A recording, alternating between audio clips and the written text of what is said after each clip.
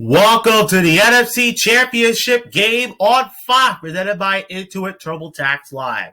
Live from a chilly Lambeau Field in Green Bay, Wisconsin, it's the battle to see which team can go to Super Bowl 55 in Tampa as the number 5 seed Tampa Bay Buccaneers roll in town to play the number 1 seed, the Green Bay Packers.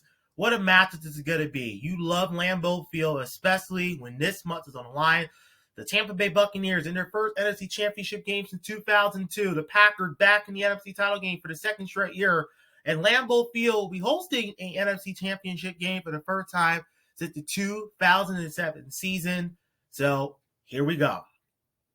And for the final time this season, good afternoon, everyone, and welcome to the NFL on Fox. My name is Tamir Moore. I'll have some parting thoughts a little later in the show.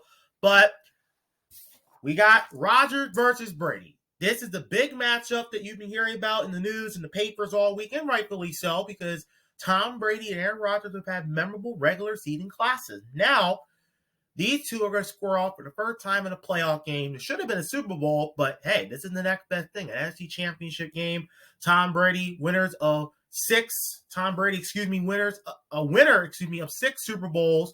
Aaron Rodgers have only been to 1 Super Bowl in his entire career. So the pressure is definitely on Aaron Rodgers more so than Tom Brady. Tom Brady has won everything you can win in football, but Aaron Rodgers knows that if he gets a second Super Bowl, his legacy will go a little further higher than what it is right now. But the Packers, though, they look good. Everyone understands Green Bay has confidence. Tampa Bay has confidence as well. Let's start with the road team first, the 5 seed, the wild card entry, the Tampa Bay Buccaneers. They've won 2 playoff games so far. Win against Washington and New Orleans last week, of course, against the Saints. They had a 10-point victory. And you start with Tom Brady. Tom Brady, though, didn't pass the ball a lot. He threw for less than 200 yards. He did throw 2 touchdown passes. But Tom Brady is the game manager. He brings the championship medal to this Tampa Bay team. Think about it. None of these guys have not been in the playoff too much in Tampa Bay. But when Tom Brady came, this team just literally got taken to the next level because Tom Brady used to play in the postseason year after year, as opposed to most of these guys who used to watching the playoff games on the couch right now. And you think about Tampa Bay, though, this team had come so far, right? When Tom Brady first came here, it's, hello, my name is, right? But I think Tom Brady has a good feel for this team right now. Last week, pass defense against the Saints held Drew Brees to under 6 yards per attempt.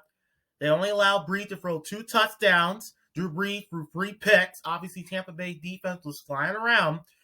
And they held Drew Brees to a 55.7 rating through the air. That is pretty terrific stuff, right?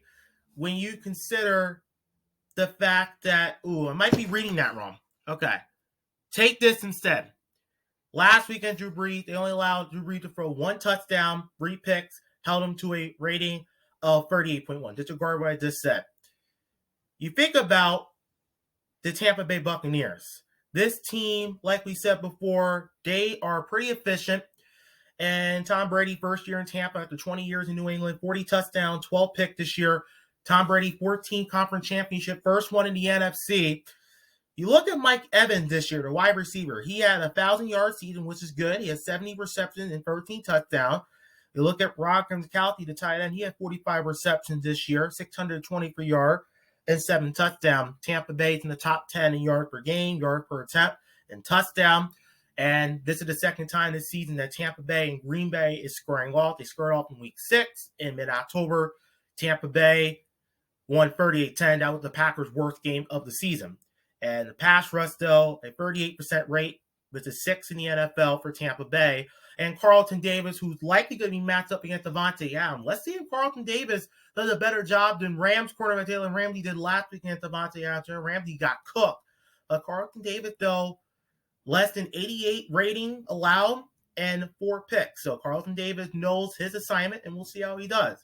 But Tampa Bay feels pretty good right now. First NFC title game for them since 2002. And Tampa Bay so happy to be back here. Even if Tampa Bay loses here today, their season will still be, in my eye, successful. I'm not allowed to pick, but I think I like the Packers' chances better than Tampa Bay. Let's look at the Packers now. Packers, number 1 seed, 13-3 record. Tampa Bay finished the year 11-5. Packers won their first playoff game last week against the Rams, 32-18. Aaron Rodgers, Davante Adams both named to first team All-Pro, and that makes sense because these two had great years. Aaron Rodgers, 48 touchdowns, only 5 interceptions, 121.5 quarterback rating, best numbers in his career. I think Aaron Rodgers, though, is producing at a pretty high level because they drafted a quarterback this year in the first round by the name of Jordan Love out of Utah State with the 26th overall pick. Aaron Rodgers knew that he had to step up. He could have folded him and said, oh, they drafted my replacement, or step up to the challenge. And Aaron Rodgers has definitely stepped his game up. And what can you say about Davante Adams, man? 156 times that Davante Adams has caught a ball, only one drop. So think about the season that he's having, regular season, great stuff. 115 receptions during the regular year, almost 1,400 yards, 18 touchdowns. And last week against the Rams, 10 targets, 9 receptions, 66 yards, and a touchdown. And in the Week 6 meeting against Tampa Bay, Aaron Rodgers had his worst game of the season, only 160 yards through the air, through 2 picks, quarterback rating of 35, and Davante Adams with the target on both of Aaron Rodgers' 2 interceptions. And last week against the Rams, Aaron Rodgers had 296 yards through the air, 2 touchdowns, and a quarterback rating of 108.1. And last week, they allowed Aaron Rodgers no sacks, just 1 hit. This offensive line, even without the presence of big David Bakhtiari out there, they're holding their weight right now. So give them credit for that. And the Packers, after that Tampa Bay loss, they had a great film session. They knew that they called a bad game, bad schemes, but they have improved, and look what Green Bay is doing right now. They're pretty much carving everybody up. And think about it. They're top 15 as far as pass defense, yard per game, 7th in the league, 9th in touchdowns allowed, 12th in yards per attempt. And last week, 4 sacks of Rams quarterback Jared Goff. You have Darius Smith, you have Preston Smith, you have Zaire Alexander, Christian Kirksey. Great defense. Matt LaFleur, the Green Bay head coach, deserved a lot of credit. Mike Pettit, the defensive coordinator, also deserved credit for the way that he is coaching this defense. You think about it, Packer defense does not get a lot of credit that they so rightfully deserve. Packers, they come to play.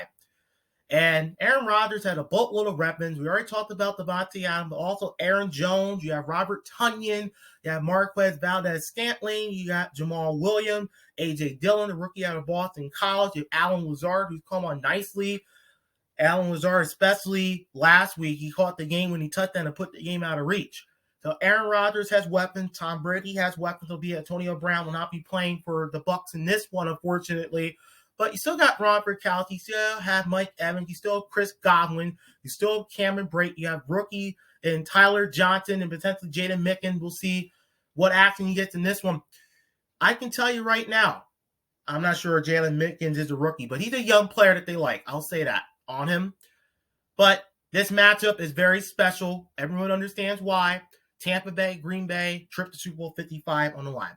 And finally, before I sign off, I want to say thank you. This is my last football broadcast of the season. This has been a weird 2020 with the pandemic, and I can just tell you, we made it through. This wasn't easy, but everyone had to sacrifice a little bit, and I enjoyed going through the NFL season just like any other year, just do so a little bit differently. And I wish these teams the best of luck, and I want to thank you so much for watching all my videos this season.